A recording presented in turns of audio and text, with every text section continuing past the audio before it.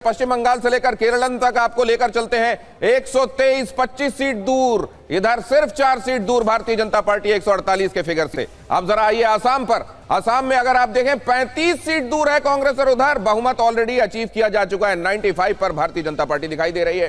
तमिलनाडु 118, ये है हाफवे से एक ज्यादा, मतलब आधा अगर आप उसको करें और एक जोड़ दें तो 118 का फिगर आता है। 234 को आधा करके एक जोड़ें तो 73। एआईएडीएमके 45 सीटें दूर, टीवीके सिर्फ 12 सीटें दूर।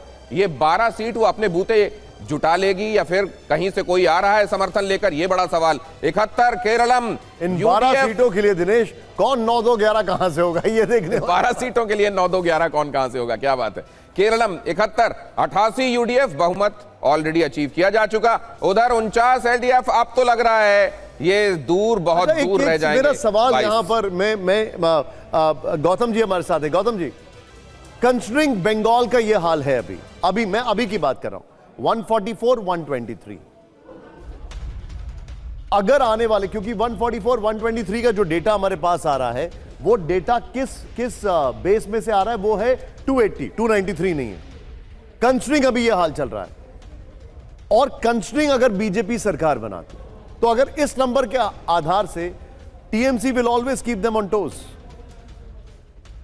वो तो होगा, एक बहुत ही स्ट्रांग ऑपोजिशन होंगे। ये तो है। अभी जो ट्रेंड जो है, ये तो बात सही है कि ममता टीएमसी के खिलाफ स्विंग दिखाई दे रहा है, लेकिन ये स्विंग फाइनली ये टैली में क्या तब्दील होगा, मुझे तो पहले शक हो रहा था कि त्रिशंकु की तरफ ना जा रहा है, क्योंकि कांग्रेस, वामपंथी और छोटे पार्टी को भी वो भी आगे चल रहा है। कुछ जगह पे ट्रेंड ऐसे भी आ रहा है, तो इसलिए अगर ये कंप्लीट यही ट्रेंड चलता रहेगा, कुछ लोग बता रहा है कि स्विंग है 5 to 6% swing against Mamata Banerjee, अगर ये होता है तो मेजोरिटी मार्क से।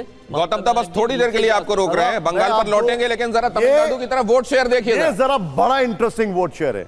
सोचिए जरा, 1977 में एमजीआर को 30.4% वोट शेयर से 130 सीटें मिली थी।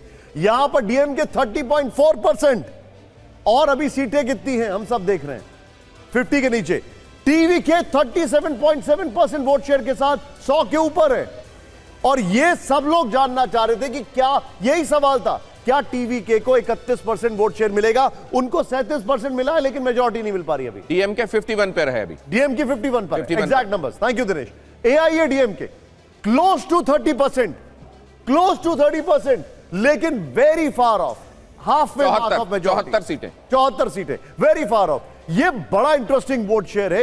ये वोट शेयर को कैसे एनालाइज किया जाएगा, कोई सेफोलॉजिस्ट बेहतर होंगे जो हमें बता पाएंगे। यहां पर अदर्स 5.5%, के 37.7 और 105 सीटें। दिनेश, रुझान के हिसाब से ये वोट शेयर और सीट कन्वर्टिबिलिटी, इसको लेकर हमेशा बातें होती रही हैं। अभी आपका ऑब्जर्वेशन जयशंकर जी क्या है इसके बारे में?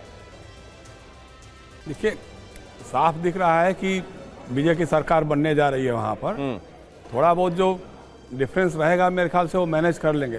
जिस समय उनकी पहली रैली हुई थी उस समय जो जन समुद्र उमड़ा था, जो उसमें भगदड़ भी मच गई, काफ़ी लोग मर गए थे, तो उसी समय लगा था कि एक आकर्षण के बिंदु विजय बनने जा रहे हैं, टीवीके बनने जा रही है उनकी।